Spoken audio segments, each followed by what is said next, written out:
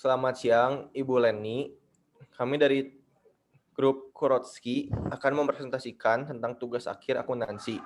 Perkenalkan, nama saya William Chandra Wijaya dengan NPM 603 200 1034. Nama saya Teresia Fiani dengan NPM 6032 00101050. Nama saya Regina Fiorina dengan NPM 6032 001082. Nama saya Joseph Herianto dengan NPM 60 3200 1024. Saya William Alexander Tanuwijaya dengan NPM 603 2001 046.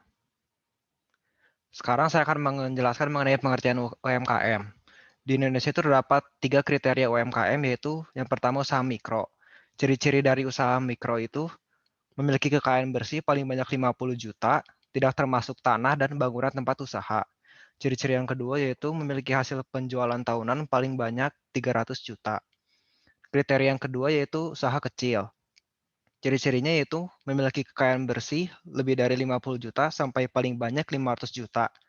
Tidak termasuk tanah dan bangunan tempat usaha.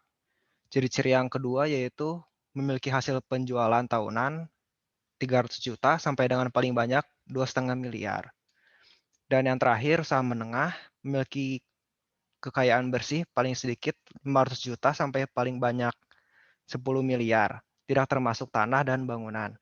Ciri-ciri yang kedua dari usaha menengah yaitu memiliki hasil penjualan tahunan yang harus mencapai paling sedikit sebesar 2,5 miliar sampai dengan 50 miliar.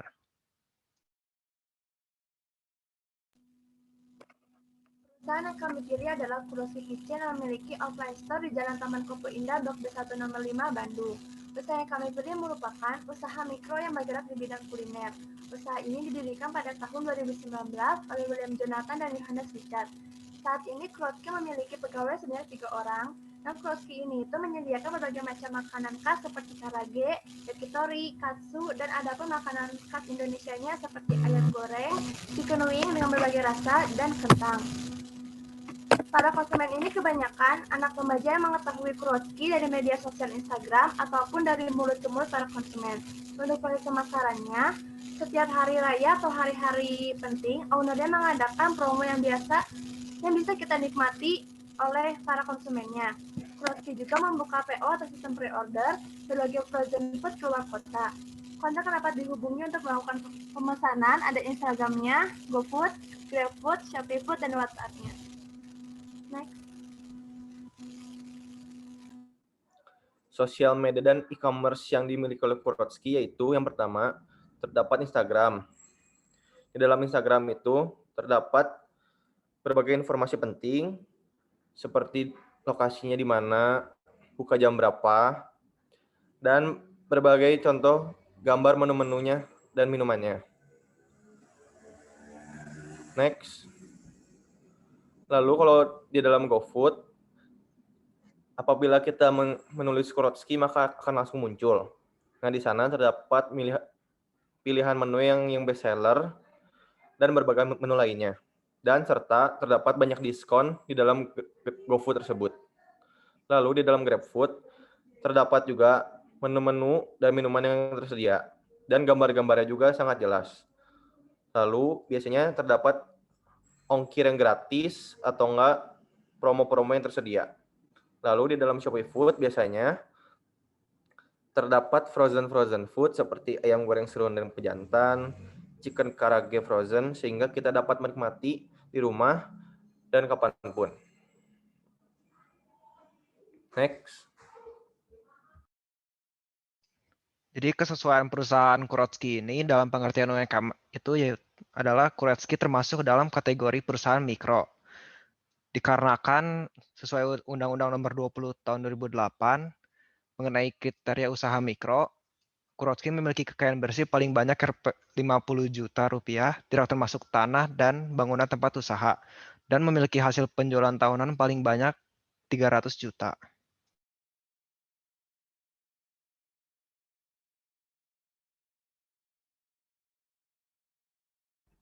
Nah, selanjutnya periode pengamatan. Di minggu pertama, yaitu tanggal 1 sampai 7 Mei 2021, Pendapatannya sebesar 2.562.000, biayanya sebesar 1.883.000 dan keuntungannya sebesar 679.000. Selanjutnya minggu kedua yaitu tanggal 8 sampai 14 Mei 2021, pendapatannya sebesar 3.441.000, biayanya sebesar 2.291.500 dan keuntungannya sebesar 1.149.500. Yang minggu ketiga yaitu tanggal 14 sampai 20 Mei 2021, pendapatannya sebesar 3.835.000, biayanya 2.768.000 dan keuntungannya sebesar 1.067.000. Selanjutnya minggu keempat yaitu tanggal 15 hingga 21 Mei 2021, pendapatannya sebesar 4.829.000, biayanya 3.375.500 dan keuntungannya sebesar 1.453.500. Dan minggu terakhir yaitu minggu kelima dari tanggal 22 hingga 28 Mei 2021 memiliki pendapatan sebesar 3.649.000, biayanya 2.491.500 dan keuntungannya sebesar 1.157.500. Informasi lebih lengkapnya lagi ada di laporan.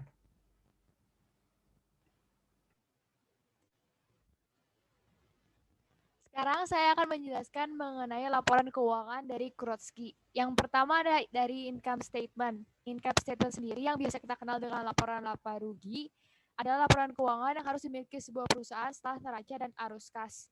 Dari laporan income statement ini kita bisa tahu seberapa besar pendapatan atau revenue dan juga beban atau expense yang ditanggung oleh perusahaan dalam periode waktu tertentu. Kalau dalam hal Kurotsky ini berarti dalam bulan Mei. Dalam income statement Kurotsky terdapat dua section, yaitu revenue dan juga expense. Revenue sendiri hanya terbagi menjadi sales revenue yang merupakan pendapatan dari total penjualan Kurotsky selama masa pengamatan, yaitu dari awal Mei hingga akhir Mei. Sales revenue yang tercantum akan dikurangi dengan sales discount. Sales discount sendiri merupakan promo-promo atau harga promo dari GrabFood, ShopeeFood maupun GoFood yang akan menghasilkan net sales sebesar 11.816.000. Setelah itu akan dikurangi dengan cost of goods sold atau COGS yang merupakan beban dari bahan baku seperti saus barbecue, ayam, dan bumbu-bumbu bahan baku lainnya yang akan menghasilkan gross profit. Sedangkan dari expense sendiri dibagi menjadi dua, yaitu salaries and wages expense yang merupakan biaya untuk membayar tukang. Ada juga supply expense yang merupakan biaya yang dikeluarkan untuk membayar perlengkapan seperti tutup cup, dan kemasan makanan ataupun minuman.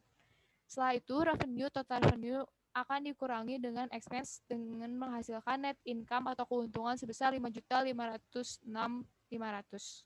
Next.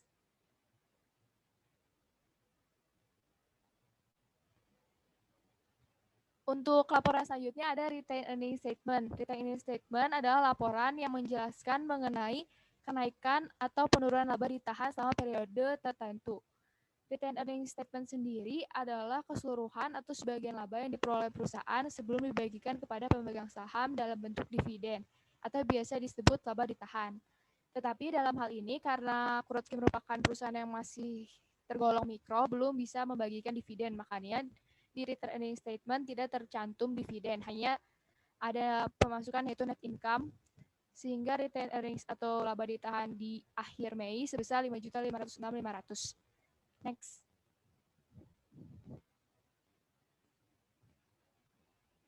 Untuk laporan yang terakhir ada statement of financial position. Statement of financial position adalah merupakan salah satu bagian dari laporan keuangan yang di dalamnya menggambarkan posisi keuangan suatu perusahaan. Di sini terdapat dua section, merupakan assets dan juga equity and liabilities. Aset sendiri terbagi menjadi equipment yang merupakan peralatan memasak seperti egg pan, kompor, dan juga gas. Lalu habis itu ada supplies, merupakan perlengkapan untuk penjualan makanan atau minuman di Kurotsky, seperti tutup cup dan juga kemasan. Terus ada cash, yang merupakan uang yang diperoleh dari penjualan makanan ataupun minuman di Kurotsky yang dimasukkan ke dalam kas. Dan yang terakhir ada account receivable atau piutang dari seseorang bernama Mas Dodi. Sehingga total aset yang diperoleh adalah 5.506.500. Ini sebanding dengan equity and liabilities. Equity and liabilities totalnya harus sesuai dengan aset, yaitu 5.506.500. Next.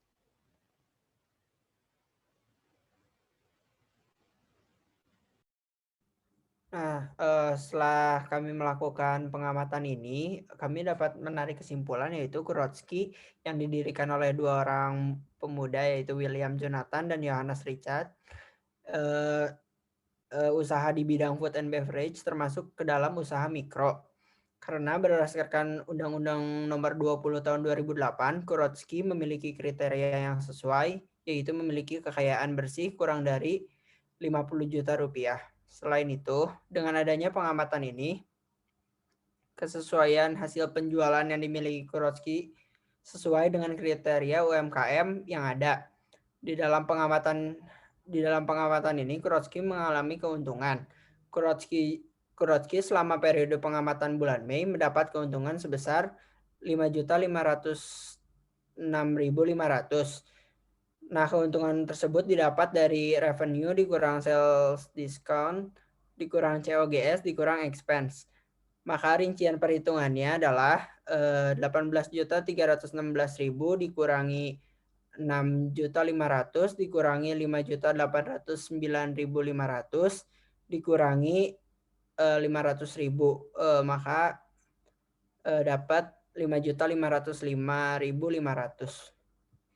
Sekian presentasi dari kelompok Kurotsky. Terima kasih.